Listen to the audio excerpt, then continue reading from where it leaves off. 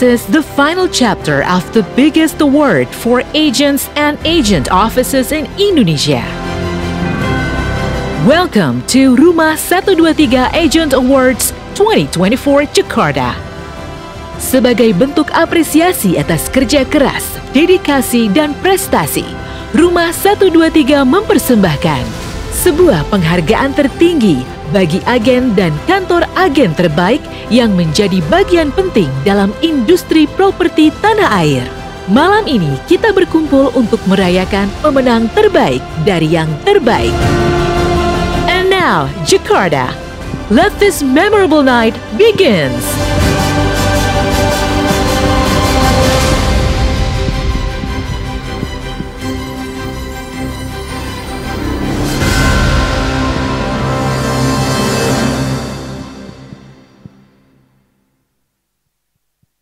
Hadirin dimohon untuk berdiri.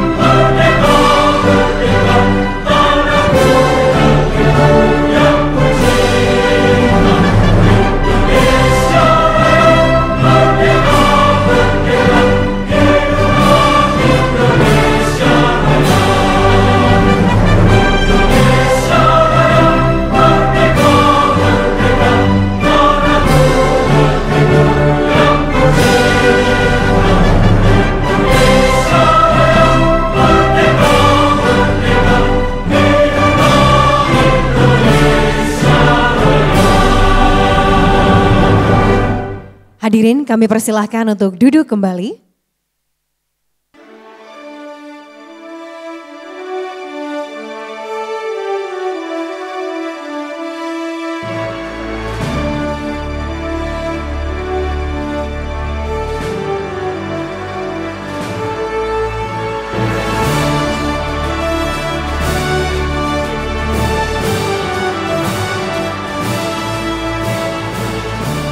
Baik, Assalamualaikum warahmatullahi wabarakatuh. Luar biasa, saya melihat banyak sekali orang tapi kayaknya jawabannya kurang kompak ya. Sekali lagi boleh, Assalamualaikum warahmatullahi wabarakatuh. Selamat siang, semangat pagi, salam sejahtera bagi kita semua. Shalom, Om Swastiastu, Namo Buddhaya, salam kebajikan. Tentunya Bapak dan Ibu sekalian, pertama-tama kami ucapkan selamat datang dalam acara Rumah 123 Agent Awards 2024 Kota Jakarta. Boleh beri tepuk tangan yang meriah untuk kita semua. Senang sekali tentunya pada siang hari ini saya Rani Raj akan memandu jalannya acara yang sangat luar biasa. Namun sebelum kita memulai rangkaian acara, izinkan kami menyapa terlebih dahulu yang terhormat Bapak Marwarar Sirait selaku Menteri Perumahan dan Kawasan Permukiman beserta jajarannya. Selamat siang Pak. Bapak Bambang Eka Jaya selaku Wakil Ketua Umum Asosiasi Real Estate Indonesia. Selamat siang. Bapak Dani Mutakin, Direktur Eksekutif Real Estate Indonesia. Selamat siang dan selamat datang Pak. I would also like to warmly welcome Bapak Darius Chang selaku CEO 99 Group. Selamat siang, thank you very much for joining us. Lalu selamat siang dan selamat bergabung juga untuk Bapak Wasudewan selaku CEO 99 Group Indonesia dan jajaran direksi dari Rumah 123. Dan tentunya kami ucapkan selamat datang, selamat bergabung kepada para prinsipal dari kantor agent, rekan-rekan agent properti, serta tamu undangan yang telah hadir dan menjadi bagian dari kemeriahan acara di siang hari ini. Bapak dan Ibu sekalian, rekan-rekan agent properti yang luar biasa, Rumah 123 Agent Awards adalah ajang penghargaan tertinggi bagi agent dan juga kantor agent properti terbaik di Indonesia yang diselenggarakan setiap tahunnya oleh Rumah 123. Tahun ini, Agent Awards hadir di 3 kota besar di Indonesia yaitu Bandung dan Surabaya. Dan hari ini kita tiba di puncak kemeriahan Agent Awards 2024 di kota Jakarta untuk mengetahui siapakah pemenang skala nasional. Boleh beri tepuk tangan yang meriah untuk Rumah 123 Agent Awards 2024. Namun tidak hanya itu saja Bapak dan Ibu sekalian, karena hari ini kita juga akan menyaksikan seminar motivasi bersama Mary Riana, seorang entrepreneur, investor dan juga content creator ternama. Dan tentunya hiburan spesial untuk kita semua. Jadi jangan sampai kelewatan Bapak dan Ibu sekalian dan ikuti seluruh rangkaian acara Agent Awards Rumah 123 Agent Awards 2024. Dan tentunya saya juga ingin mengucapkan terima kasih dan apresiasi yang luar biasa kepada pihak-pihak yang telah berkontribusi dalam suksesnya acara hari ini. Terima kasih kepada Agung Podomorolen, Sutra Rasuna by Alam Sutra, dan Grand Wisata. Terima kasih tentunya kepada para sponsor. Dan untuk memulai acara hari ini, Bapak dan Ibu sekalian, mari kita dengarkan sambutan pembuka dari Rumah 123 sebagai penyelenggara acara yang pada kesempatan kali ini akan langsung disampaikan oleh CEO 99 Group Indonesia. Please welcome on the stage Bapak Wasu Dewan.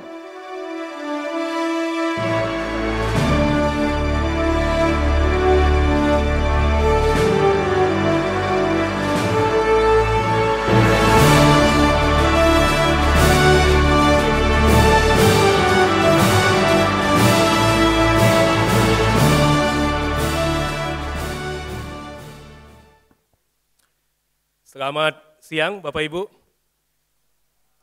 Pertama-tama izinkan saya untuk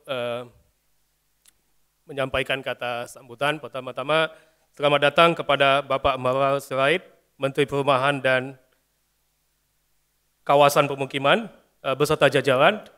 Kemudian Bapak Bambang Eka Jaya, Wakil Ketua Umum DPP Real Estate Indonesia, Darius Cheng, CEO 99 Group, dan seluruh tamu undangan, Bapak Ibu agent properti terbaik di Indonesia. Mungkin ada 1000 agent di dalam ruangan ini dan gak kebayang berapa ratus ribu transaksi yang udah dihasilkan oleh teman-teman yang ada di dalam ruangan ini. Mungkin kita berikan aplaus buat kita semua. Saya mau sedikit flashback 2011 saat pertama kali saya masuk ke industri properti. Saat itu saya memulai karir saya di platform property marketplace dan pertama kali saya ditugaskan untuk membangun bisnis marketplace fokusnya ke agent. 2011 saya datang ke teman-teman agent di BSD ketika itu di Bintaro. Mungkin dari 10 agent yang saya temuin 9-nya nolak. Wah, saya nggak percaya website. Saya masih pakai spanduk. Transaksi saya banyak dari spanduk gitu ya. 2011, kemudian 2012 kita terus datang, kita edukasi gitu ya. Bahkan kita suka buat yang namanya agent gathering, mini agent gathering di kota-kota gitu ya, di kota Jakarta, di Bandung gitu ya, Bekasi, kita coba edukasi. Saat itu belum banyak property agent yang benar-benar melihat pentingnya Google saat itu ya, bagaimana konsumen itu bisa datang dari Google dan akhirnya ketemu dengan listingan, Bapak Ibu gitu ya. Kita coba edukasi gitu ya. Dan saya ingat ketika itu mungkin banyak di sini, tapi mungkin saya nggak bisa sebutin satu-satu namanya ya. Saya masih ketemu Pak Abuy Cia saat itu masih menjadi agent di Taman Semanan, era Taman Semanan, kemudian ada Pak Raymond, ada Pak Gatot Song, ada Pak Gatot Saharso gitu ya, masih banyak. Kemudian kalau kita lihat dari Jawa Tengah gitu ya, ada Pak Susanto, ada Bu Imelda gitu ya.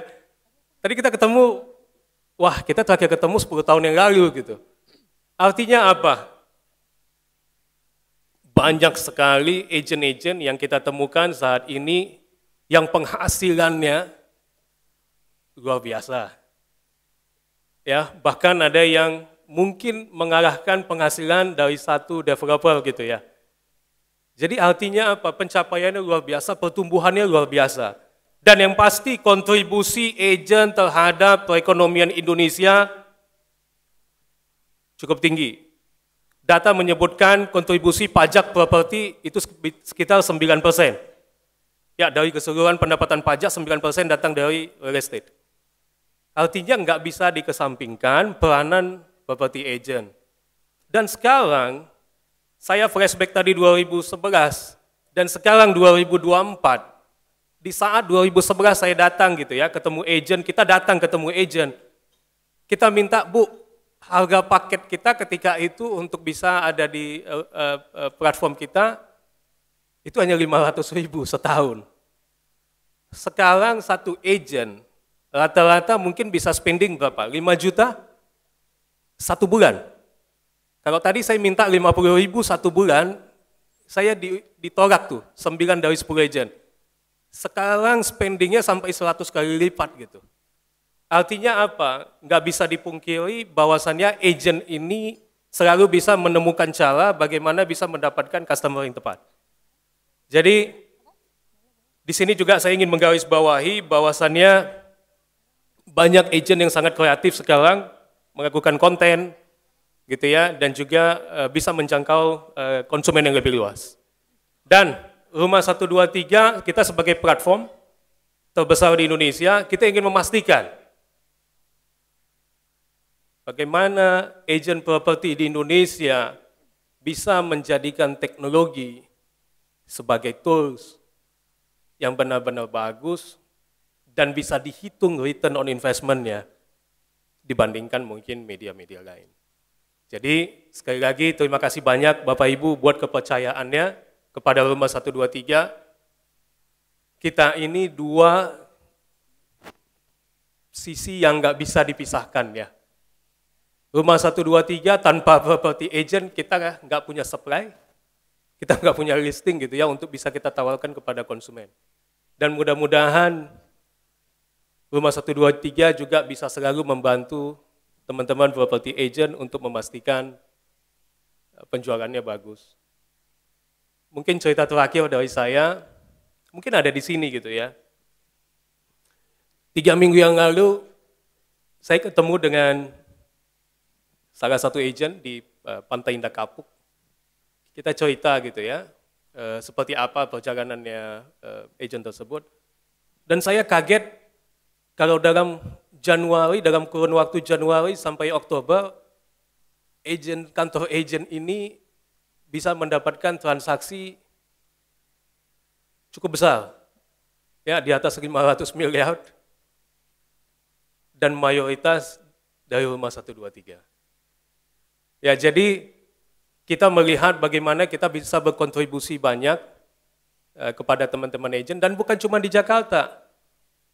Kita juga sempat ke Palembang 1 bulan lalu, kita ketemu dengan Ibu Endang, yang sekarang membangun property agent-nya, dan juga developer, dan kita lihat pertumbuhannya luar biasa. Jadi sekali lagi, kita jadikan momentum ini sebagai momentum kebangkitan bisnis properti di Indonesia, dan juga kita bisa bersinergi. Di sini ada Pak Ara, nanti yang akan menjelaskan bagaimana mungkin gebrakan yang akan dilakukan oleh pemerintah untuk menjawab backlog, dan bagaimana kita bisa bersinergi teman-teman agent properti di sini untuk bisa masuk dalam program dan pastinya menjadi elemen penting dalam rangkaian program yang dilakukan oleh pemerintah. Mungkin itu saja dari saya. Sekali lagi saya sangat senang kita akhirnya bisa berkumpul di sini.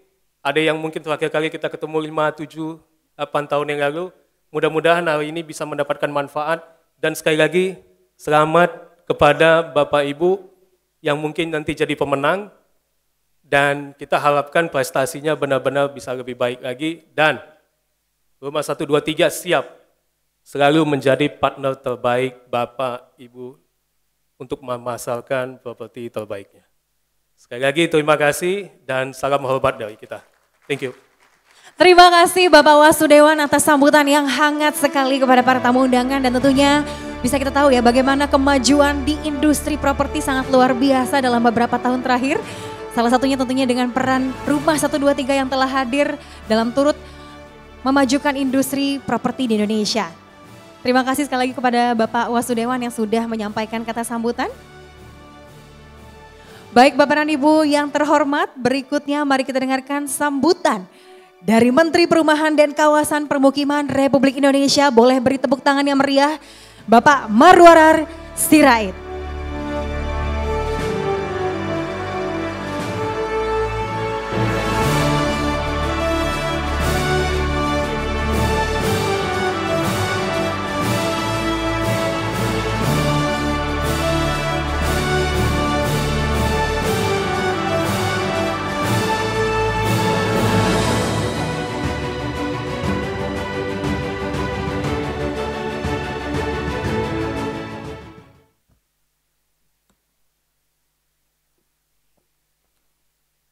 Assalamualaikum warahmatullahi wabarakatuh.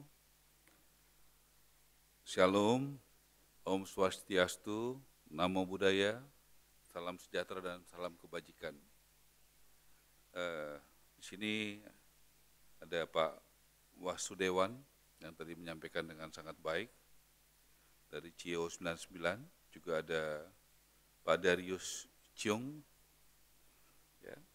Kemudian juga ada Ibu Maria yang undang saya, juga Ketua Asosiasi Real Estate diwakili oleh Pak Bambang, mana Pak Bambangnya?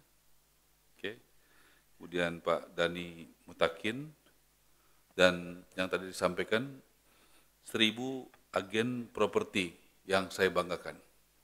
Terima kasih, ini ada 1000 agen properti yang saya banggakan karena akan jadi ya ujung tombak dalam juga menggerakkan ekonomi Indonesia, dan tadi sudah disampaikan bahwa sumbangannya juga bagi pajak, bagi ekonomi Indonesia tidak sedikit. Tepuk tangan buat saudara-saudara yang sudah ya menggairahkan properti Indonesia. Tadi saya tanya sama Pak Wasudewan ya, Pak Wasu ya panggilannya. Kalau ada transaksi, misalnya Pak Wasu yang jual, yang beli Ibu Maria. Kemudian brokernya Pak Darius. Yang jual Pak Wasu. Yang beli Ibu Maria. Kemudian brokernya Pak Darius. Pak Darius ini broker di tengah. Agent lah ya. Dia dapat duitnya dari siapa? Kalau berhasil transaksi.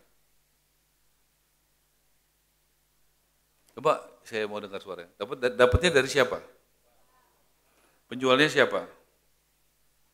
Pak Wasu. Dapatnya berapa? Berapa? 3% atau 2,5%? 2,5 sampai 3%. Dipotong pajak. Nah, saya mau cerita ya, sebelum masuk nanti sebagai saya menteri, saya pernah jadi anggota DPR 15 tahun, 16 tahun umur saya udah jadi pengusaha, saya sudah ambil bawang dari Brebes untuk dijual di Pasar Kebayoran Lama, 16 tahun, kelas 2 SMA. 16 tahun saya sudah ambil ayam dari Subang, dijual di Pasar Kebayoran Lama. Udah bikin kaos di Caladi 59, ada yang dari Bandung nggak? Coba angkat tangan, dari Bandung. Ada dari Bandung? Nggak ada ya? Ada. Ya. Nah, itu dari Unpar lagi. Jadi dulu saya kuliah di Unpar. Jadi ada C59, saya pesan terus jual di sekolah-sekolah di dekat rumah saya tinggal di Tanah Kusir di Bintaro. Karena waktu saya kuliah di Unpar, saya juga di kos saya satu-satunya yang buka warung ya saya di kos saya. Jadi dari kecil memang saya sudah punya motivasi untuk menjadi pengusaha yang sangat kuat. Karena tanggung jawab dan keadaan ekonomi.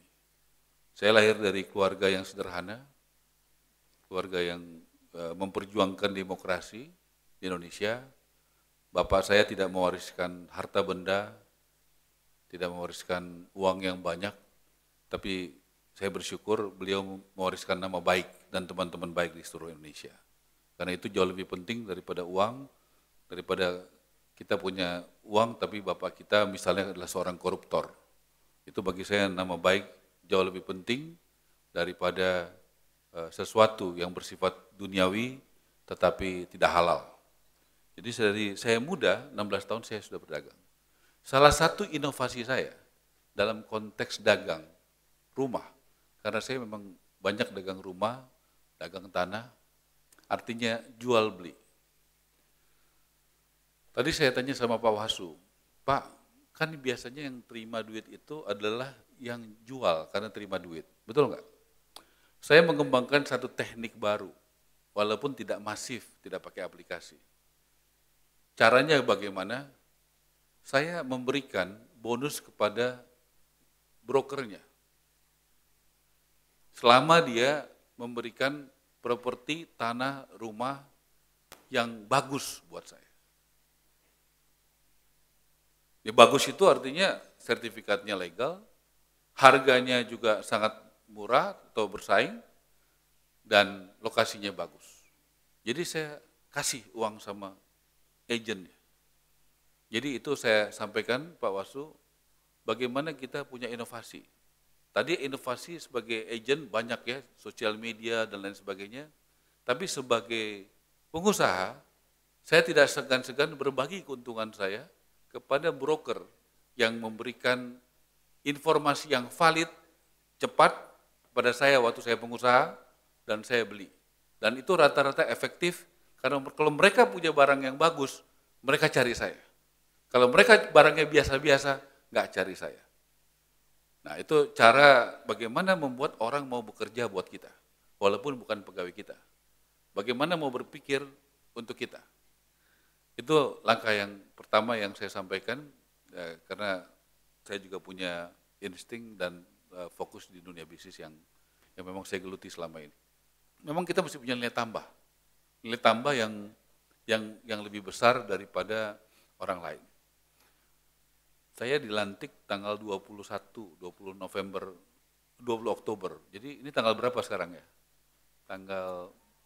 Belum 1 bulan saya jadi menteri. Saya berusaha, biasa orang namanya belanja masalah. Apalagi zaman pilpres, pilkada itu banyak orang belanja masalah. Kalau saya 3, belanja masalah, mendefinisikan, mencari, ketemu orang, diskusi, masalah-masalah apa yang akan saya hadapi dan saya temukan dalam mencapai target dan tugas saya dari Presiden Prabowo.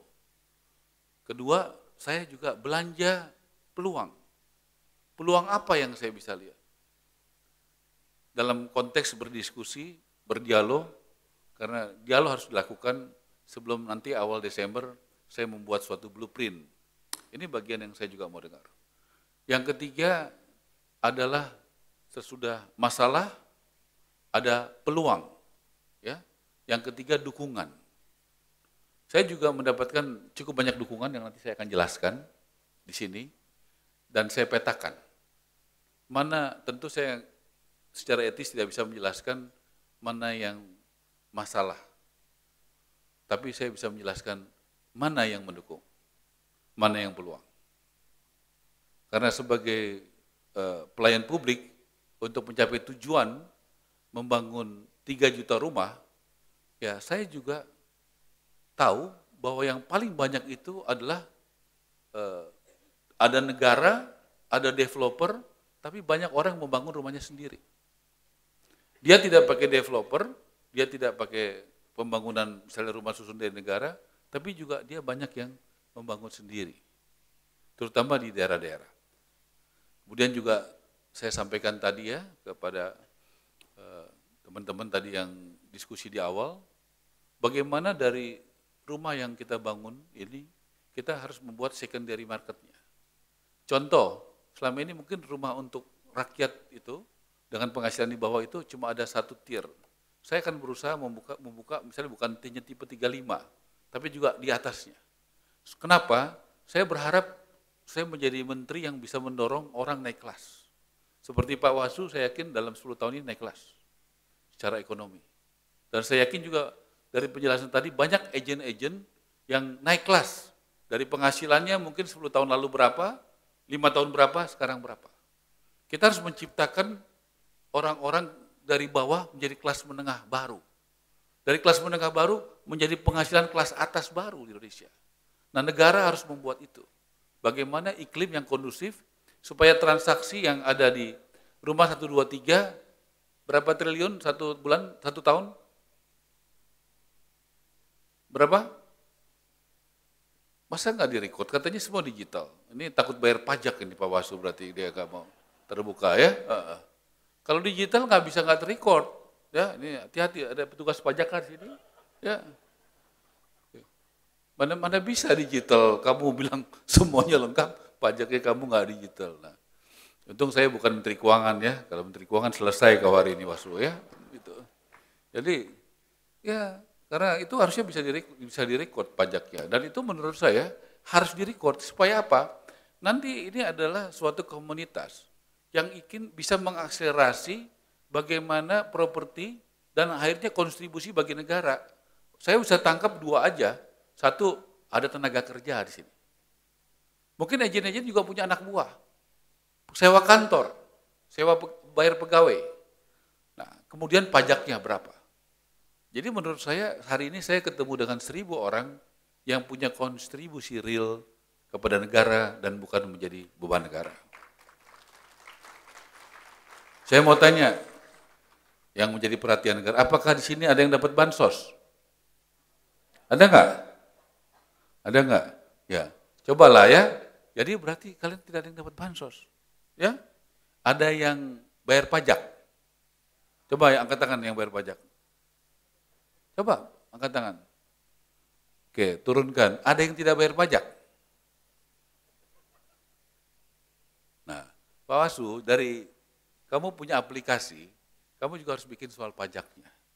Sehingga nanti 1, 2, 3 ini punya bargain yang cukup tinggi, sehingga akan mengatakan 1 tahun dari aplikasi kami bisa membayar pajak dari transaksi sekian ratus miliar, sekian triliun.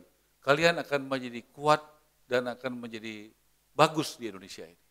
Boleh saya usul konkret ya? Gitu. Tuh, harus dong ya, kita kan harus membuat negara ini makin transparan, makin jelas, dan sistemnya, dan kita doakan uang-uang pajak itu tidak dikorupsi dan digunakan dengan benar untuk kesejahteraan bangsa kita dan rakyat kita. Saya pikir itu harus kita lakukan juga. Saya yakin nggak di demo ya. Kalau dari 2%, 2,5%, 3%, bayar pajaknya berapa persen tuh Pak? Ini Pak Wasu tadi ngomong lancar, kalau saya tanya pajak langsung diam suaranya ini. Enggak, kayaknya kurang, berapa? Itu aja. Berapa persen? Ya 2,5%. Terus kalau kan ada PPN kan, itu berapa persen mesti bayar pajaknya dari transaksi itu? Setiap transaksi. Ya, berapa persen? Ya, masih oke kan? Ya, saya pikir Anda dapat duit misalnya dalam setiap transaksi tadi ada yang berapa ratus, di atas setengah triliun, bayar 2,5% itu cuma berapa? 2,5% kali 5 berarti 12,5 miliar. Saya rasa kalau itu ukurannya ya, kalau itu benar, saya pikir kalau istilah orang dagang masih cengli nggak? Cengli kan? Ya. Jadi tolong itu dijadikan bagian. Jadi lanjut ya, memang harus inovasi. Saya umur 20-an, 30-an sudah inovasi. Pada saat mungkin anak seumur saya kebanyakan masih main, saya sudah dagang. Pada saat saya membeli properti, pada saat yang lain hanya kasih fee kepada yang kepada yang brokernya dapat dari yang jual, saya juga kalau bagus saya kasih sebagai pembeli. Menurut saya inovasi itu harus ada sehingga kita ada bedanya sama yang lain. Oke, saya akan coba jelaskan secara singkat apa yang saya upayakan. Ini belum menjadi blueprint yang jadi, tepatnya nanti awal Desember saya akan buat blueprint sesudah saya tuntas mendengar banyak masukan, diskusi, debat, kritik dari berbagai kalangan di Indonesia. Apakah itu termasuk agen, pengusaha, birokrat, intelektual, media, semua saya ajak ngobrol. Nah, saudara-saudara, mic-nya ada yang dipegang nggak ya? Biar bisa, gini aja deh. Oke ya. Ini upaya penyediaan 3 juta rumah. Upaya itu namanya usaha. Ya, yang nanti awal Desember saya akan buat semacam blueprint-nya. Tentu saya sebulan ini saya banyak ngobrol sama kiri kanan supaya saya mendengarkan apa saran mereka. Konsep dasar saya itu adalah 3 atau 4 ya. 1 lahan gratis atau murah, 2 efisiensi, 3 adalah insentif pajak dan kemudahan perizinan. Nah, dari mana dapatnya 3 juta rumah ini? Ini saya baru bicara yang buat rumah buat saudara-saudara kita yang penghasilannya rendah. Nanti kita akan masuk ya, saya akan juga mungkin undang lagi untuk bicara untuk mengakselerasi teman-teman agen apa. Nanti boleh kasih saran sama saya. Mungkin tidak hari ini, tapi kita cari waktu lagi. Lahan gratis dan murah, bagaimana caranya? Saya sudah ketemu Jaksa Agung 2 kali, yang ketiga lusa. Dari Jaksa Agung saya sudah dapat 1.000 hektar di Banten. Dari mana? Dari koruptor. Saudara-saudara setuju nggak? Tanah koruptor itu dibagi atau dijual murah buat rakyat. Coba suaranya keras, setuju nggak? Ya kalau mau uang ya kayak kalian kerja keras, jangan korupsi. Ya dari keringat, dari pikiran, inovasi. Ya orang boleh kaya tapi dari pikirannya, dari integritasnya, bukan dengan korupsi. Ya kita tentu akan melawan korupsi dan salah satu yang kalau memang kalian setuju, kita bagikan tanah koruptor untuk rakyat. Ya. Dari Jaksa Agung saya dapat 1.000 hektar dari 1 kasus korupsi. Di mana? Di Banten. Yang udah clear and clean 200 hektar. Coba di sini yang ngerti hitung-hitungan. Kalau 1.000 hektar, ya fasos fasum berarti fasumnya 40% ya fasusnya ya, 60% bisa dibangun. 60 hektar, 60% berarti 600 hektar. 600 hektar itu kalau bisa dibangun tipe yang paling kecil 36 sama 60 bisa jadi berapa rumah?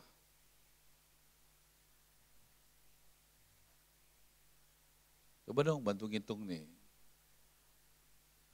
Berapa? Berapa Pak? Ya, betul nggak 60.000 angkanya?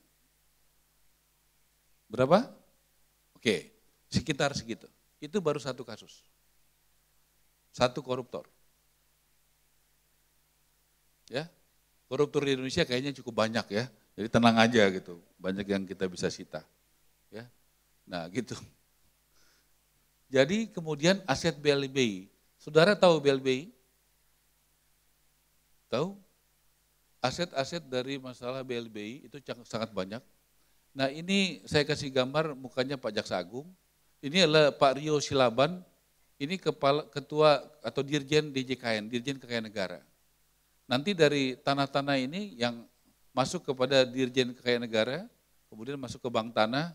Nah perjuangan saya bagaimana itu bisa dijual murah ke rakyat atau dibagikan kepada rakyat yang belum beruntung. Jadi saya mau jelaskan bagaimana alurnya. Kalau orang tanya bagaimana dapat tanah murah dan gratis, 1 poin yang saya melakukan, ya katakanlah terobosan, tentu hikmat dari Tuhan, itu yang saya lakukan. Kemudian di sini ada macam-macam donasi atau CSR dari korporasi. Tanggal 1 November saya sebagai menteri mulai menghibahkan tanah dari perusahaan saya 2,5 hektar di Tangerang. Ya. Karena menurut saya tidak bisa menyuruh orang gotong royong kalau saya tidak jadi contoh di awal. Dan sampai sekarang sudah ada 6 grup besar. Sudah ada Agung Sudayu, sudah ada Adaru, Pak Boy, Pak Aguan, Pak Franky Sinarmas, Pak Prayogo Pangestu, kemudian juga Grup Salim, dan terakhir itu ada dari Brau yang siap membangun 500 rumah dan akan dibagikan gratis kepada rakyat. Jadi ini udah mulai jalan nih, sudah 6 perusahaan besar, dan yang kecil-kecil sudah ada teman-teman, misalnya Pak Kodari, Wakil Ketua KSP, dia menyumbangkan 1,4 hektar. Gitu. Tadi malam saya dapat telepon dari teman saya, dia mau bantu di Kalimantan Barat. Juga ada di Bangka Belitung.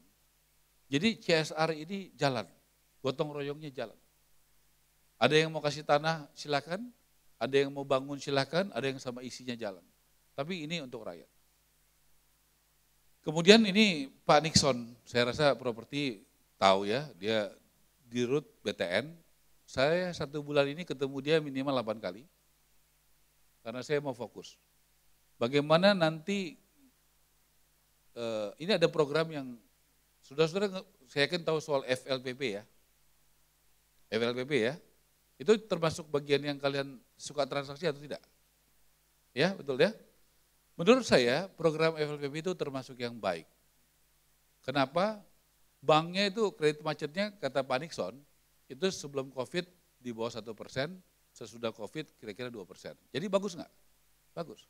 Peminatnya banyak nggak? Banyak. Developer kepengen nggak? Kepengen. Makanya banyak yang minta supaya itu dijalankan. Saya pikir itu kita akan jalankan dengan beberapa perbaikan. Contoh, selama ini APBN-nya 75%, dari banknya 25%. Jadi sangat membebani APBN. Saya maunya 50-50. Banknya 50%, APBN-nya 50%. Nah, kalau tanahnya itu sebagian bisa dapat dari sini, harga rumahnya bisa turun nggak? Nah, kalau harga rumahnya turun, belum lagi saya ngomong nanti ke tempat lain ya. Ya, kalau tanahnya bisa murah atau gratis, itu komponen tanah, kalau hitungan saya 30-45% harga rumah. Saudara setuju nggak hitungan saya? Atau ada hitungan yang lebih baik dari itu? 30-45%. Nah, kalau itu bisa murah atau gratis, harga rumah buat rakyat akan turun apa tidak? Nah, jadi itu yang kita melakukan supaya saudara hari ini mungkin punya frekuensi yang sama saya. Kemudian efisiensi. Di sini ada dari grup besar enggak? Dari misalnya dari Salim atau dari yang punya tempat ini Ciputra, atau dari Agung Podomoro, Agus Dayu, ada di sini perwakilannya? Oke, saya mau cerita soal central purchasing. Saya rasa teman-teman tahu ya, central purchasing. Saya kebetulan punya restoran 24, 2 di Inggris, 22 di Indonesia. Jadi misalnya saya punya restoran nggak banyak-banyak 10 aja, itu saya bikin central kitchen-nya aja, itu jauh lebih efisien. Kenapa? Saya bisa belanja beras, 1 restoran dengan 15 restoran, harganya bisa turun. Cara pembayarannya bisa nego sama suppliernya. Bargainingnya bisa lebih tinggi. Nah, hal-hal baik dalam korporasi, saya mau bawa ke dalam mengelola negara. Kenapa? Saya sudah cukup sakit kepala, lihat misalnya Garuda kalah sama Lion. Ya, bagaimana jumlah pesawat sudah kalah, hutangnya Garuda lebih banyak daripada Lion. Coba kita lihat misalnya asuransi. Bagaimana asuransi kita pernah mengalami Jiwasraya dan Asabri korupsinya begitu besar. Betul nggak begitu? Kita lihat misalnya dibandingin dengan yang swasta, Panin atau misalnya Sinarmas, jauh sekali keuntungannya. Kita mau bicara soal kontraktor atau developer, kita punya Perumnas. Saya cek kemarin berapa banyak PMN penyertaan modal negara kepada Perumnas. Dan tanah-tanahnya adalah tanah negara, hasilnya apa? Saya dengar hari ini Perumnas ruginya 4 triliun. Coba kita lihat kontraktor atau yang lain, developer yang lain, Agung Sedayu, Agung Podomoro, yang nggak pernah dikasih PMN dan nggak pernah dikasih tanah, tapi untungnya. Artinya apa? Boleh nggak kita jangan cuma ngomong negara hadir, tapi negara juga menang. Dan saya pengen orang-orang terbaik di bangsa ini juga ikut mengelola negara. Sehingga negara tidak kalah-kalah dan korupsi terus di dalam mengelola aset dari negara kita. Saya berharap juga mungkin di tempat ini adalah orang-orang yang terbaik terpanggil untuk mengurus negara kita, supaya negara kita tidak selalu kalah atau dikorupsi dari dalam. Ya, itu yang kita harus sampaikan. Nah, di sini saya sudah minta, ya beliau saya minta tahun depan itu harus jangan cuma 220.000, harus lebih banyak. Bagaimana FLPP harus lebih banyak. Bagaimana sekuritisasi, pembiayaan, inisiatif, bagaimana model bisnis pembiayaan yang lebih juga menguntungkan. Salah satunya kita akan buat 2 tier. Selama ini tipe 36 aja kan. Nah, saya juga mau naik yang 36 misalnya ke 50. 50 tanahnya bukan 60 lagi. Kenapa? Supaya ada secondary market. Dan di situ akan terjadi agen-agen ini saya rasa dari kota besar. Kalau nanti terjadi bangun rumah rakyat itu ada 2 tier, bagaimana yang tipe 36 dia berkembang, masa seumur hidupnya dia naik pakai rumah 36 aja. Dari 36 bagaimana menjadi 50. Kan begitu, dan nanti yang 50 naik lagi. Kita berharap tentu rakyat kita tidak stagnan hidupnya di situ-situ saja. Yang dulu dapat bansos, kalau bisa 5 tahun lagi jangan dapat bansos. Itu baru kita melakukan perubahan bagi rakyat kita. Dari miskin tidak miskin lagi. Dari rakyat di bawah, sederhana, menengah, menjadi besar. Menurut saya itu yang harus kita lakukan, ada progres dari kehidupan rakyatnya. Nah, ini yang kita sampaikan. Pembiayaannya bagaimana? Kalau tanahnya tadi dapat dari koruptor, kejaksaan, BLBI dan sebagainya. Juga dari Pak Nusron Wahid, saya sudah dapat 150 hektar di Mojokerto dan kurang lebih 6,7 hektar di Tangerang. Ada yang dari Jawa Timur nggak di sini? Oke, kalau nggak ada, kita dapatnya itu yang ideal karena di kawasan industri. Saya sebentar lagi akan undang tokoh-tokoh buruh untuk bagaimana kita membuat program bersama. Bagaimana caranya? Nah, doakan saya ini akan masuk kepada Pak Rio. Tanah-tanah tadi yang dari Pak Jaksa Agung, dari Pak Nusron, dan lain sebagainya masuk ke Pak Rio. Ya, mohon doain nih supaya Pak Rio dan Ibu Sri Mulyani bisa berkenan bahwa tanah-tanah itu bisa dijual murah atau dibagikan gratis kepada rakyat Indonesia di bawah. Saya bilang sama Pak Prabowo, Pak Jokowi bisa bagikan 10 tahun ini sertifikat tanah gratis, betul nggak? Saya doakan dan saya dukung Prabowo mulai tahun depan bisa jual rumah yang murah atau gratis bagi rakyat Indonesia yang berkekurangan dengan konsep ini. Saya mau cerita yang sudah jalan. Nanti malam jam 8 malam saya ketemu Mendagri. Ini coba di daerah kan tahu BPHTB dari Pemda tingkat 2. Tahu ya? Tahu nggak pajaknya berapa persen? 5%. Puji Tuhan, alhamdulillah minggu lalu saya diminta bicara di depan 500 lebih bupati, wali kota, dan gubernur seluruh Indonesia. Saya minta sama mereka, boleh nggak buat rakyat kecil, buat rakyat kita yang berpenghasilan rendah di bawah, BPHTB-nya dihilangkan.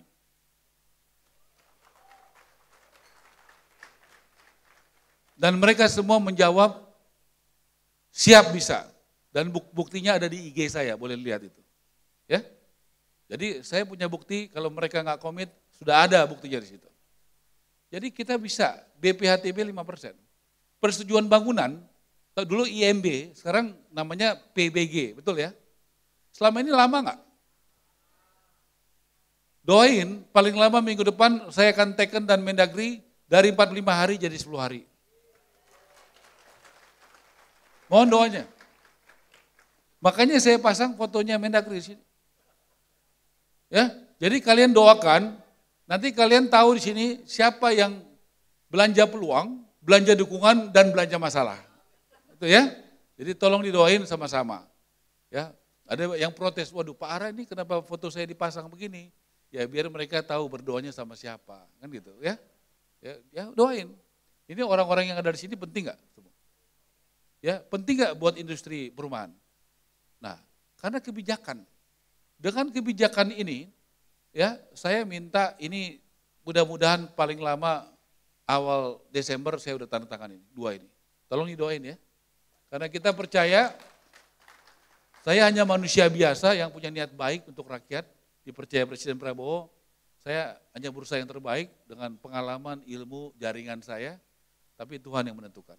Ya, kita tidak boleh sombong, kita hanya berusaha, tapi Tuhan menentukan. Mohon doa kita bersama supaya Tuhan bisa membukakan jalan ya bagi rakyat kecil supaya bisa punya rumah gratis atau murah. Begitu. Ya sudah, jadi saya tahu kepercayaan itu harus direbut, tidak otomatis. Di kementerian saya mungkin ya kita mulai tidak ada rapat-rapat yang tertutup, semua ada YouTube bisa dilihat, bisa monitor. Ya, tidak ada larangan mau foto, mau video, mau kerekam. Jadi semua orang bisa ngecek, jadi whistleblower, bisa mengadukan kalau ada menterinya misalnya korupsi, menterinya kong kali kong dan sebagainya. Jadi nggak ada masalah buat saya, karena memang kita niatnya benar dan itu semua terbuka. Itu cara-cara kita merebut kepercayaan dari masyarakat. Saudara-saudara, struktur. Saya langsung ke struktur aja. Saya sampaikan, ini masih perpres ya, sudah diusulkan ya. Perpres saya begini, menteri, wakil menteri, irjen, ini inspektornya ada 4, sekjennya begini, ini dirjennya ada 4. Apa yang yang tidak terjadi sebelum saya memimpin?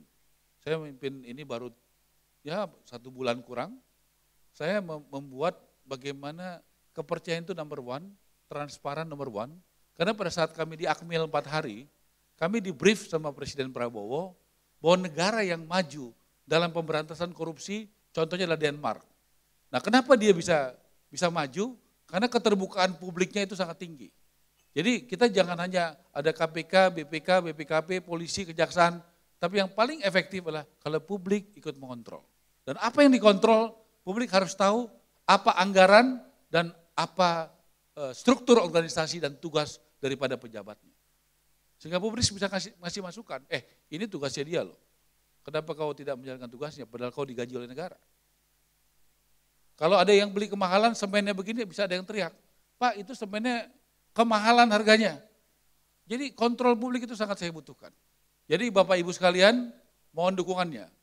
Ya, kita akan semuanya terbuka. DPR minta saya satuan 3-nya dibuka, saya iakan.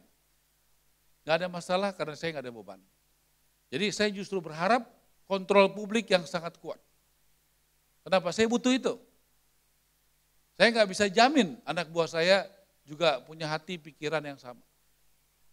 Nah tolong disampaikan kalau menemukan itu. Nah, bagaimana strukturnya? Ini dulu di tempat kami ini inspekturnya kebanyakan dari internal. Sekarang, semenjak saya jadi menteri, tidak boleh ada inspektorat dari internal. Kenapa? Bagaimana kita diawasi oleh internal? Saya nggak percaya itu akan kredibel, itu saya. Jadi inspektorat jenderal saya ini dari Kejaksaan Agung, inspektorat 1, 2, 3 ini dari BPKP dan polisi, dan yang khusus yang keempat dari KPK. Jadi secara sadar, saya mohon diawasi oleh yang independen, bukan dari dalam. Nah, Bung Wasu, kalau boleh saya sarankan, ya, kalau boleh saran, Bung ya, Bung sebagai pemimpin hebat, integritas paling penting. Saya yakin perusahaan Anda ini akan hebat kalau Anda berani ekspos berapa bayar pajaknya dan diawasi oleh auditor independen yang paling kredibel di Indonesia. Anda akan, karena sekarang zaman terbuka, ya saya juga sebagai pengusaha, saya memiliki beberapa perusahaan di pasar modal, karena memang secara pelan-pelan saya mau perusahaan-perusahaan saya masuk ke pasar modal, supaya diawasi oleh OJK dan juga oleh investor dan oleh pemegang saham lainnya baik mayoritas maupun minoritas. Jadi saya pikir kalau saya dengar dengan visi tadi, Anda jangan ragu-ragu, Anda buka ke publik. Supaya publik percaya dan regulator percaya sama Anda. Itu saya mohon, kalau boleh saya datang sekali lagi, Anda sudah sampaikan, Pak Ara, saya omsetnya sekian, bayar pajaknya sekian. Itu akan menjadi sesuatu yang luar biasa. Ya, Anda harus lebih baik dalam soal itu. Kemudian dirjen itu ada 4. Dirjen pemukiman nanti seperti SCBD, PIK, apa segala macam ada di sini.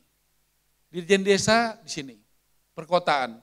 Desa ini target dari Pak Prabowo paling tinggi, sekitar 2 juta, perkotaan 1 juta. Nah saya mau nanti kalau ada orang datang, itu datang ke Dirjen Perkotaan, itu sudah perencanaannya di sini di bawah dia, anggarannya di sini, penyiapan lahan di sini, perizinan di sini, pembiayaan di sini, pembangunan di sini, dan peningkatan kualitas perumahan di sini. Birokrasi kita terus terang aja sering sekali bukan mempermudah, tapi mempersulit. Saya ingin membuat birokrasi yang mudah. Dengan datang ke satu dirjen, dia sudah selesai urusannya. Jadi nggak perlu lagi lintas kemana-mana. Nah itu doakan, semoga ini bisa diterima, dan mohon doanya supaya saya dapat orang yang jujur, kerja keras, dan profesional, sehingga struktur ini juga kita akan melibatkan, ya saya juga melakukan terobosan dengan melibatkan lembaga manajemen dari UI. Saya juga sudah janjian sama Astra, sama direksi Astra, supaya juga menyampaikan bagaimana pengalaman untuk merekrut orang-orang yang bagus. Kenapa? Kita harus merekrut juga dengan masukan yang independen, supaya mencegah like and dislike. Dan kita benchmarknya kalau di Indonesia menurut saya Astra, Citibank, itu menurut saya. Jadi kalau kita mau belajar, jangan dari yang tanggung. Kayak tadi di sini adalah pusat digitalisasi. Nanti Pak Wasu, nanti saya minta ke Bapak. Ini kan kebanyakan udah secondary market ya, bahkan 3. Nah, tapi yang baru, nanti kita akan buat IT kepada semua agent property, kepada semua developer, kepada semua Pemda, dan kita akan buat database, setiap hari itu kita pembangunan rumah di Indonesia ada berapa. Dan nanti bisa di-trace, diketik, oh ya, misalnya ini 1, 2, 3. Ya, tentu yang rumah barunya ada berapa. Nah, jadi kenapa kita akan bangun itu 3 juta tentu tidak dari pemerintah, tidak mungkin pemerintah bisa. Bagaimana sektor swasta kita kembangkan, juga kita kembangkan juga yang benar-benar mandiri, orang sendiri membangun rumahnya. Saudara-saudara, ini anggaran. Ya, 2024 dulu. Saudara-saudara, ini anggaran Kementerian Perumahan waktu itu masih dalam PUPR. Anggaran 2024 itu 14 triliun. Itu hanya bisa membangun 145.000 unit. Anggaran saya 2025, tolong dimasukin lagi, itu bukannya naik tapi turun, 5 triliun. Itu hanya bisa bangun 37.000 unit. Pertanyaannya, apakah saya mau pasrah? Kalau saya hanya mau menjalankan APBN, saya kerjain aja ini, dan hasilnya pasti segini. Ditambah dengan pembiayaan, 234, ya paling banyak 260.000. Kalau saya hanya mau jadi menteri yang menjalankan aturan saja, menjalankan undang-undang APBN saja, tidak lagi mesti berpikir improvisasi, ya gebrakan, terobosan, saya jalanin ini aja. Hidup saya aman-aman saja, tenang-tenang saja, ya menjalankan yang sudah teranggarkan sesuai undang-undang, tapi saya tahu ujungnya jauh dari harapan bos saya yang minta saya berusaha untuk 3 juta. Saudara kalau jadi saya, pilih yang mana? Mau terima yang ini atau berusaha melakukan terobosan-terobosan tadi? Itu pilihan ada sama saudara dan sama saya. Saya memilih tidak pasrah, saya menolak untuk menyerah, karena saya yakin bersama Tuhan pasti ada jalan keluar untuk bisa melakukan. Saya rasa itu yang saya mau sampaikan kepada Bapak Ibu, dan saya kasih kesempatan mungkin 2 orang bertanya langsung, atau 3 orang karena waktu. Silakan.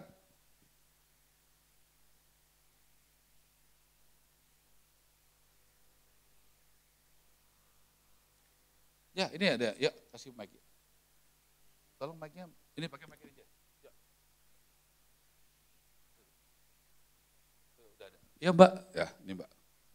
1, silakan Mbak. Nama dari mana? Ya, terima kasih Pak, ya. Saya Lisa dari Wastu Properti Jogja. Namanya Tadi saya Lisa. sangat tertarik dengan program rumah gratis, bahkan rumah murah. Saya cuma mau sampaikan Pak, saya tuh kita Wastu Properti di Jogja, banyak sekali menjumpain klien-klien yang pengen punya rumah FLPP ya Pak, hanya FLPP, Bahkan mereka tidak bisa disetujuin Pak KPR-nya. Terbentur dengan gajinya yang sangat rendah. Nah, apakah Bapak bisa membuat kebijakan untuk proses KPR rumah FLPP itu agar lebih dipermudah Pak? Karena kita tahu UMR Jogja sangat rendah. Jadi saya bahkan punya klien Pak, dia tuh hanya petugas pengangkut sampah, tapi sangat pengen punya rumah, tidak punya slip gaji, terus gajinya hanya diterima cash, dan dia tidak bisa untuk mengajukan KPR-nya. Dan itu banyak sekali Pak contoh-contoh yang lain. Jadi kita sebagai agent juga sangat sedih ya, pengen klien. Saya mau tanya langsung, menurut Ibu, ide Ibu apa mengatasi situasi begitu? Persyaratan KPR-nya Pak agak dilonggarkan sedikit. Baik, ada lagi Bu? Itu aja sih Pak. Ya, bagus pertanyaannya. Ya, Ibu, ya doakan saya dan Pak Prabowo, kita bisa menjalankan tadi desain tadi. Tentu kita tahu ada sekelompok rakyat kita yang paling bawah, yang penghasilannya sangat rendah. Tapi kalau tadi kita bisa dapat tanah sitaan, dan itu kita kasih gratis ke rakyat, ada nggak harapan mereka punya rumah? Ya mohon doanya, ini berjalan dengan baik semua. Tidak ada yang menghambat. Kalau makin banyak, bukan hanya Agung Sedayu, bukan hanya Sinarmas, bukan hanya Brau, bukan hanya Pak Prayogo, tapi makin banyak konglomerat di Indonesia yang terpanggil dan percaya dengan apa yang kita lakukan, dan kita kasih rumah ke rakyat dengan gratis. Artinya makin banyak nggak orang-orang susah yang punya harapan punya rumah. Nah, tapi saya tahu ini mesti dengan kepercayaan dari semua dan dukungan semua. Karena tadi saya sudah jelaskan, anggaran kita itu cuma 5 triliun. Tapi saya tidak menyerah, ya. Begitu. Ya Bu ya, jadi kalau Ibu tanya, saya setuju kemudahannya apa misalnya. Kemudahannya masanya. Jadi misalnya dari 20 tahun, kalau bisa di 40 tahun. Kalau saya cek FLPP itu, banyak yang 10 tahun udah lunas, 12 tahun udah lunas, betul nggak? Coba cek deh. Karena dia ada peningkatan penghasilannya. Dan mungkin dia mau pindahkan, nah itu nanti adalah sasaran buat agen-agen properti terutama di daerah, yang kan FLPP banyak di daerah kan. Nah, jadi teman-teman di daerah juga akan, bisnisnya akan hidup. Karena kalau nanti orang yang tadinya tanahnya 36, dia ekonominya makin baik, kita siapin yang 50. Yang 36 bisa dijual. Nah itulah segmentasi daripada teman-teman yang ada di sini. Nah itu doain bagaimana bisnis modelnya bisa jalan. Karena menurut saya ekosistem itu juga jalan, bagaimana kita ngurusin rakyat yang paling bawah, tapi juga developer juga oke, ya seperti sekarang 1, 2, 3 juga oke, agent juga oke, tapi juga kelas menengah juga tumbuh. Kalau kelas menengahnya tumbuh, pasti dia rumahnya berubah. Dari yang kecil jadi yang sedang. Sementara doain saya bisa disetujui, karena begini di Indonesia itu, jangan teman-teman pikir semua kewenangan ada sama saya sebagai menteri. Kalau semuanya sebagai menteri, ini hari ini saya tekan semuanya. Gitu ya. Masalahnya kan kewenangannya itu sudah terbagi. Ya, bahkan ke samping sesama menteri dan ke bawah. Buktinya apa?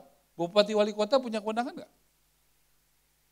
Nah, jadi kita harus tahu juga posisinya begini, dan tolong bantu doa aja deh, tapi itu penting banget supaya orang-orang di sini semua bisa mendukung rumah buat rakyat. Itu ya Bu ya. Ya, makasih. Ada lagi? Ya. Silakan yang belakangnya tuh, Pak. Nih. Terus satu lagi tuh. Ada 2 lagi. Ini satu. Yuk, nih, mic-nya. Mic-nya mana? Ini Mbak, nih yang putihnya. Yang satu lagi ini Mbak, tuh yang ujung. Tuh, yang Mbak, yang ujung Mbak. Ya, mohon izin saya bantu ya Pak ya. Dari sebelah sini terlebih dahulu silakan. Yang ingin saya tanyakan gini Pak, dari pemaparan Bapak dari mana? Saya Susanto Pak, dari Solo Pak. Dari pemaparan Pak Ara, saya melihat mungkin mekanisme di lapangan akan agak sulit Pak. Jadi kriteria apa yang orang dikasih rumah gratis, dan ada mekanisme untuk perbankan juga ada kaitannya. Mungkin saya usul, karena ini targetnya besar, 3 juta, mungkin developer bisa disupport Pak, dalam artian mungkin penyediaan lahan yang lebih murah, kemudian perizinan bisa dipangkas, dan itu menghemat banyak untuk developer supaya bisa memberikan harga yang lebih murah. Kemudian yang kedua, seringkali seperti saat ini Pak, ini memang ya ada kaitannya juga dengan Kementerian Bapak, karena masalah e-sertifikat. Nah ini saat ini sangat menghalangi dalam transaksi jual beli. Karena ini ada program pemerintah yang tidak disupport oleh BPN karena tenaganya kurang. Dan dibiarkan, dan ini akan menghalangi jumlah transaksi yang terjadi. Karena ada kaitannya dengan perbankan. Terima kasih Pak. Baik Pak, terima kasih. Nomor 1 Pak, itu saya sudah bicara dengan paling tidak 4 developer besar. Pertanyaan saya cuma 1, apa yang perlu saya bantu supaya Anda bisa meningkatkan jumlah penjualan rumah Anda? Dan mereka sekarang mulai minggu depan saya panggil satu-satu untuk menyiapkan apa itu. Saya kasih contoh ya, 1 aja contohnya. Ada satu pengembang besar bangun di daerah Maja, gitu ya. Yang dia butuhkan adalah akses kereta api aja Pak. Sekarang kereta apinya dari Maja ke Jakarta itu berhentinya sekitar 10-12 kali. Bisa enggak? Saya bilang nanti kita coba ke perhubungan, kalau perlu nanti dari Jakarta ke Maja, kita buat 1 kereta api khusus, tapi jam 6 sore misalnya berangkat dari Gambir atau Tanah Abang. Jadi dia akan menghemat 1,5 jam. Itu akan bagus sekali Pak. Jadi itu contohnya Pak ya. Saya sudah lakukan satu-satu, tapi maaf, saya utamakan rakyat kecil dulu, baru rakyat besar Pak. Nah itu prinsip saya urus dulu yang kecil, tapi yang besar nanti pada waktunya mungkin 2 minggu lagi saya akan sampaikan apa proposalnya seperti itu. Negara ini harus berpihak, semua rakyat Pak, rakyat kecil, sedang, besar, tapi menurut saya kita harus utamakan yang kecil dulu. Bapak setuju enggak? Tepuk tangan dong buat Bapak kalau setuju. Ya. Yuk lanjut. Ini, yuk silakan. Baik, selamat sore Pak Menteri. Perkenalkan saya Endang Wasyati Wirono dari Palembang. Ini mengenai pajak yang tadi jadi center dari Pak Menteri. Jadi kalau kita mau openness, kami semua yang di industri brokerage yang mungkin sudah agak lama, itu agak ngenes Pak. Jadi kami jadi broker yang resmi, bayar pajak, tapi juga di luar sana ada banyak sekali broker-broker yang mungkin belum eligible. Nah tolong ini, saya nggak tahu apakah ini tupoksi dari Kementerian Bapak di perumahan, apakah di perpajakan, ataukah di Kemenq. Jadi kalau industri asuransi, beli asuransi itu harus udah pakai AAJI. Tapi kalau di industri real estate belum Pak. Jadi kemungkinan loss pajak dari negara itu juga banyak sekali. Jadi kami juga nitip biar kami adil, kami juga jadi broker yang store pajak ke negara, tapi juga tolong diperiksa untuk yang lain yang mengemplang pajak. Itu aja sih Pak, titipan dari kami. Terima kasih. Bagus Bu, memang masih banyak yang tidak adil. Ya. Jujur aja, banyak yang tidak adil dalam soal itu. Saya kasih contoh ya, saya punya restoran beberapa, ya salah satunya kita import, misalnya minuman. Kita berhadapan dengan importir ilegal. Saya cuma minta selama bertahun-tahun ini, boleh enggak kita playing field-nya sama-sama bayar biaya masuk, bayar pajak yang benar. Ya Bu ya, kalau saya yang menentukan pasti beres itu Bu. Tapi kewenangannya bukan saya Bu. Saya juga korban dari ketidakadilan itu. Ya, kalau mau jujur ya begitu. Saya langsung jawab aja.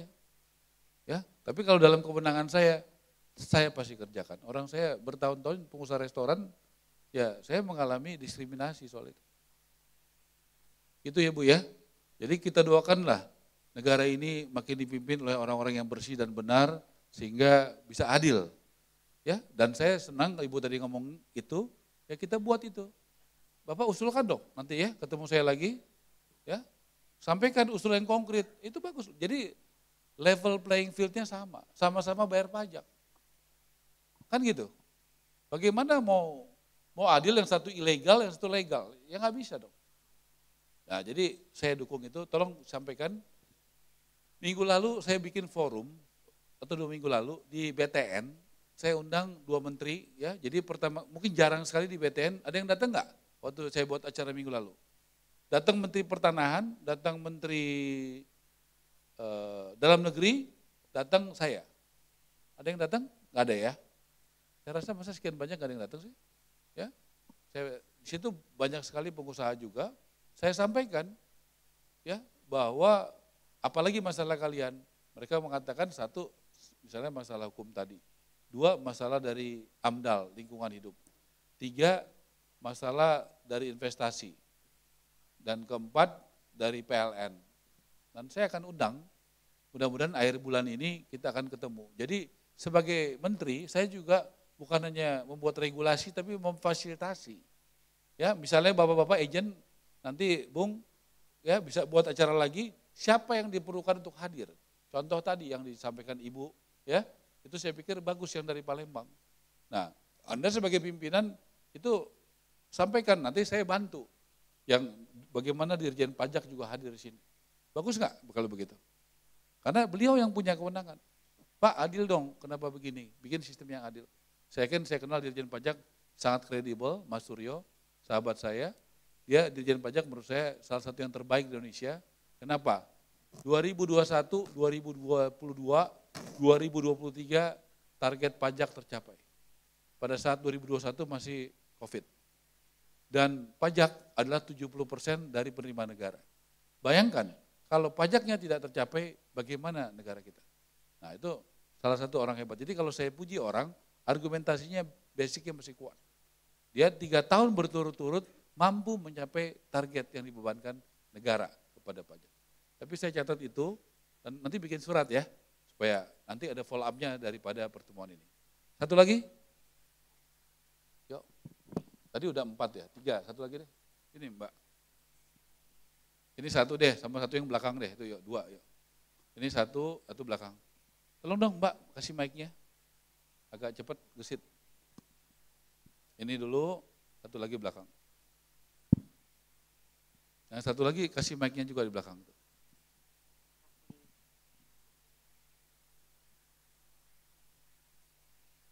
Selamat siang Pak, nama saya Rina Harahap. Saya dari Gading Pro, Gading Serpong. Saya kemarin sempat 2 bulan di Bali Pak. Jadi ada salah satu klien dia cari area luasnya tuh sekitar 5,3 hektar. Jadi di area front beach dan gak jauh dari cliff, dia maunya yang bisa bikin beach club. Tapi di sana saya nemuin justru, kita kan biasanya suka kobrok ya Pak ya. Saya temuin yang di sana justru yang punya listing itu malah bukan orang Indonesia Pak. Justru orang Rusia. Jadi justru ini nih Pak sebenarnya mungkin masuknya ke Menteri Ketenagakerjaan ya Pak ya. Karena bagaimana perizinan dari orang luar kerja di Indonesia. Jadi kita nawarin sesuatu yang punya orang Indonesia tapi agennya itu agen bukan orang Indonesia gitu loh Pak. Jadi rasanya agak miris ya Pak ya. Nanti dicek aja, disuarakan aja. Itu Pak, saya rasa itu bagus sekali ya. Yang disampaikan oleh Ibu dari Bali, ya Pak Wasu ya. Itu teman-temannya ini kritis-kritis bagus ya. Disampaikan itu. Apakah dicek aja tuh orang Rusianya punya izin kerja enggak? Kalau enggak dideportasi aja gitu ya. Jadi mesti jelas juga negara kita ini gitu. Jadi dicek, benar nggak begitu, mesti ada izinnya. Ada lagi Bu? Enggak, tadi yang dari Bali itu bagus. Nah inilah gunanya kita mendengar, banyak hal saya sebagai menteri juga akan follow up ya. Tapi saya kebayang nanti kalau teman-teman suatu saat di list saja, nanti saya senang lah, ini diskusinya produktif. nanti di list 3-4 orang Pak. Jadi misalnya ada menteri yang kayak tadi urusannya pajak, kan gitu.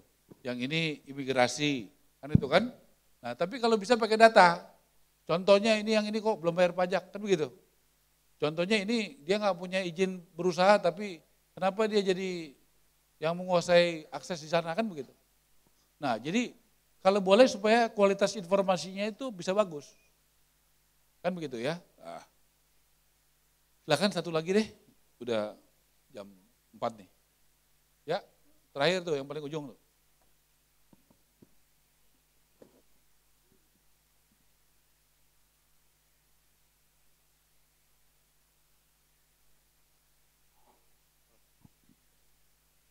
Selamat sore Bapak Menteri, saya Isna dari Atlantis Realty Alam Sutra. Pak Menteri, pertanyaan saya sih sederhana ya, terkait dengan anggaran dari Kementerian Perumahan Rakyat, di mana saya amati dari tahun ke tahun terjadi gap antara antara permintaan dengan supply, di mana pemerintah selalu tidak bisa memenuhi kebutuhan dari kebutuhan yang ada gitu. Nah, pertanyaan saya begini Pak Menteri, saya melihat beberapa pembangunan infrastruktur seperti katakanlah pembangunan jalan, lalu akses seperti rel kereta. Nah, itu biasanya dibarengi oleh developer-developer besar. Contoh, misalkan di suatu lokasi yang saat ini kita anggap masih terlalu jauh, tapi dalam 3 tahun ke depan ada rencana pembangunan rel kereta misalkan. Nah itu developer berbondong-bondong untuk belanja lahan di sana Pak. Nah maksud saya ketika ada perencanaan pembangunan baik dari segi aksesibilitas maupun infrastruktur, apakah Kementerian PUPR sudah berkolaborasi dengan kementerian lainnya sehingga mungkin bahasanya bukan subsidi ya, tapi sudah ada land bank di situ. Jadi bukan swasta yang masuk, melainkan dari kementerian sendiri. Seperti itu Pak Menteri, terima kasih. Ya bagus sekali Mas, itulah yang saya katakan negara ini sering kalah. Kenapa swasta-swasta besar bisa begitu, negara enggak? Kan begitu. Nah masalahnya saya sampaikan saja, umur pemerintahan itu jadi presiden, jadi menteri, dirjen paling 5 tahun. Tapi kalau jadi pengusaha misalnya Pak Warso ini, dia ya seumur hidup dia jadi owner. Nah yang susah itu bagaimana memiliki tanggung jawab padahal masa jabatannya 5 tahun, itu pun kalau nggak direshuffle. Kan gitu. Jadi bagaimana seorang punya tanggung jawab, punya sense of belonging, itu rasa memiliki, walaupun bukan owner. Saya katakan begitu. Kenapa tadi saya jelaskan misalnya Garuda kalah sama Lion? Kenapa saya jelaskan tadi Perumnas kalah sama yang swasta-swasta? Tadi saya jelaskan kenapa asuransi, misalnya Asabri, Jiwasraya dan sebagainya. Jujur saja, ya, itu pasti SDM atau korupsi. Semua titik-titik masalah, pasti masalahnya itu.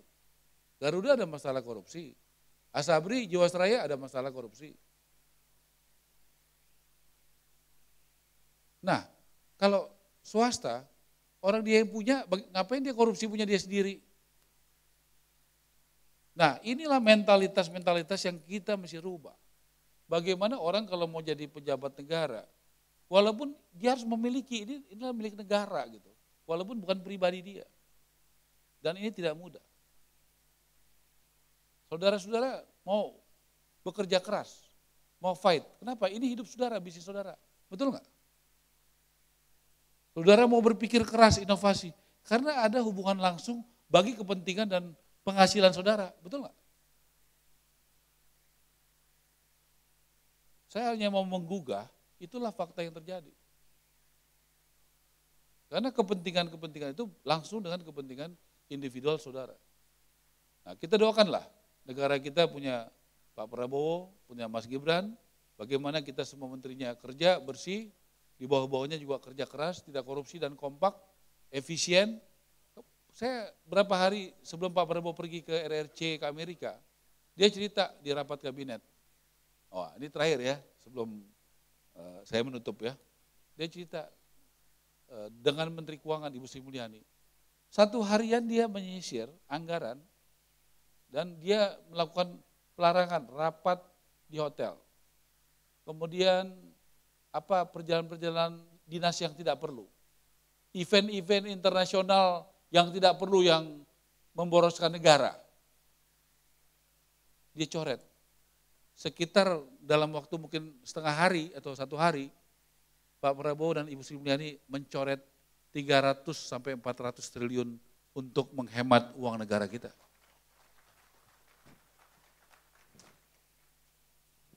Ngeri nggak? Untung kita punya presiden seperti itu. Punya menteri keuangan seperti itu. 1 hari dia coretin, itu 300 sampai 400 triliun. Doakan saya sebagai menteri juga bisa mencoret yang nggak efisien di kementerian saya.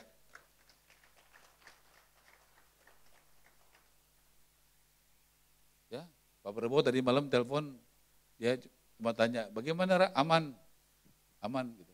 Kenapa? Karena waktu dia orangnya baik, kocak. Waktu sebelum rapat kabinet selesai dia bilang, kita kompak-kompak ya, baik-baik ya. Jangan ada yang kudeta pas saya pergi ya. Dia bilang begitu. Jadi tadi malam saya bilang, Presiden aman. Kenapa? Nggak ada yang berani kudeta, aman di Indonesia. Terima kasih. Wassalamualaikum warahmatullahi wabarakatuh. Terima kasih Bapak Marwarar Sirait. Kami mohon tetap berada di atas panggung karena berikutnya akan ada penyerahan cindramata. Tentunya yang akan diberikan oleh Bapak Uwasudewan yang didampingi oleh Bapak Darius Cheng. We would like to invite to come to the stage Bapak Uwasudewan accompanied by Bapak Darius Cheng to present the token of appreciation from Rumah 123. Tentunya terima kasih banyak Pak atas insight yang luar biasa dan tentunya insight yang Bapak berikan tentunya memberikan spirit ya, memberikan angin segar Pak untuk para pelaku industri di industri properti. Terima kasih banyak kami ucapkan, kami persilakan Bapak Wasudewan untuk dapat menyerahkan cindramata kenang-kenangan dari Rumah 123 didampingi oleh Bapak Darius Cheng.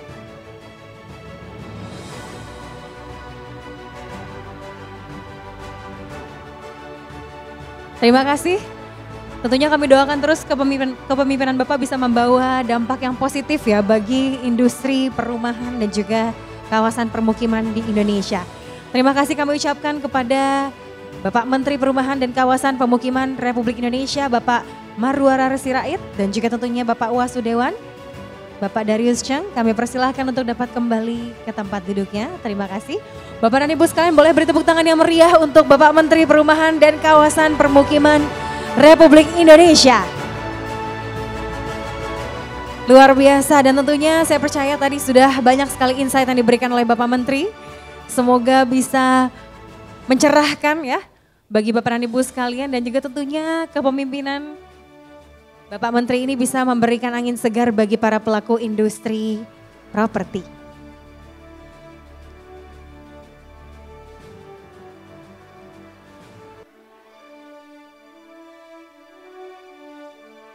Terima kasih atas kehadiran Bapak. Kami ucapkan terima kasih tentunya sudah berkenan untuk hadir di tengah-tengah acara kita, di tengah-tengah kemeriahan acara Agent Awards 2024 oleh Rumah 123. Bapak dan Ibu sekalian jangan kemana-mana karena tentunya saat lagi kita akan bersama-sama menyaksikan awarding di sesi yang pertama. Baik, hadirin sekalian, sebagai platform properti nomor 1 di Indonesia, Rumah 123 menyadari pentingnya peran agent dalam ekosistem industri properti, serta tentunya turut andil dalam memajukan sektor properti yang sudah selayaknya mendapatkan pengakuan penuh dari Rumah 123. Oleh karena itu mari kita mulai penghargaan Rumah 123 Agent Awards 2024 dengan penghargaan yang pertama di kategori Best Performing Agent District Level. Boleh beri tepuk tangan yang meriah untuk kita semua. Kita akan mulai dengan kategori yang pertama yaitu Best Performing Agent District Level Kota Bekasi. kategori Best Performing Agent, Distrik Level Kota Bekasi. Distrik Harapan Indah, nominasinya adalah. Dan pemenang kategori Best Performing Agent, Distrik Level Harapan Indah adalah Darto Matrix Propertindo. Distrik Bekasi, nominasinya adalah. Dan pemenang kategori Best Performing Agent, Distrik Level Bekasi adalah Heritan Rewide Sumarekon Bekasi. Distrik Jaka Setia, nominasinya adalah. Dan pemenang kategori Best Performing Agent, Distrik Level Jaka Setia adalah JJ Lingerie Magic Property. Distrik Rest of Bekasi, nominasinya adalah. Dan pemenang kategori Best Performing Agent, Distrik Level Rest of Bekasi adalah Natalia Asiawan Harapan Indah. Congratulations untuk para pemenang. Kami mengundang seluruh pemenang untuk dapat naik ke atas panggung dan tentunya menerima penghargaan untuk Best Performing Agent District Level Kota Bekasi. Tentunya untuk menyerahkan penghargaan kami persilahkan kepada Bapak Eki Yusuf Aditya selaku General Manager Agent Bisnis Rumah 123 untuk naik ke atas panggung dan menyerahkan penghargaan kepada keempat pemenang kita Best Performing Agent District Level Kota Bekasi. Tentunya sebagai pengumuman bagi Bapak dan Ibu sekalian, para agent dan juga tentunya agensi properti. Bapak dan Ibu sekalian yang namanya tampil muncul di layar, kami persilahkan untuk dapat langsung maju ke panggung untuk nanti diarahkan oleh tim panitia agar dapat segera tentunya naik ke panggung. Demi efektivitas waktu dan juga efisiensi acara, Bapak dan Ibu sekalian yang namanya muncul kami persilahkan untuk dapat langsung naik ke atas panggung. Terima kasih tentunya kami ucapkan selamat kepada seluruh pemenang dan kami persilahkan Bapak Eki Yusuf Aditya untuk memberikan penghargaan kepada keempat Best Performing Agent District Level Kota Bekasi. Bapak Darto dari Matrix Propertindo, Heritan dari Rewide Sumarekon Bekasi, JJ Lingerie dari Magic Property, dan Natalia Ejawan dari Ejawan Harapan Indah.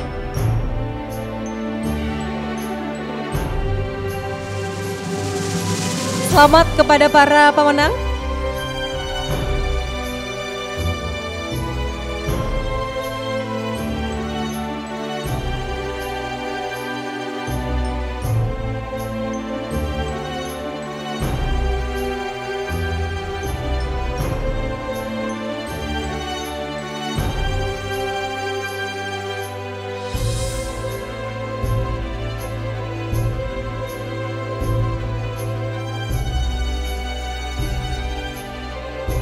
Oke, baik, selamat kepada para pemenang dan berikutnya kami persilahkan kepada Bapak Eki dan para pemenang untuk berfoto bersama.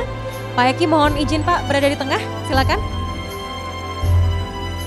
Baik, saya mohon izin untuk memandu sesi foto bersama dalam hitungan 3, 2, 1. Baik, terima kasih dan selamat kepada para pemenang. Kami persilahkan untuk dapat kembali ke tempat duduknya dan kami mohon kesediaan Bapak Eki untuk tetap berada di atas panggung untuk memberikan piala di kategori berikutnya.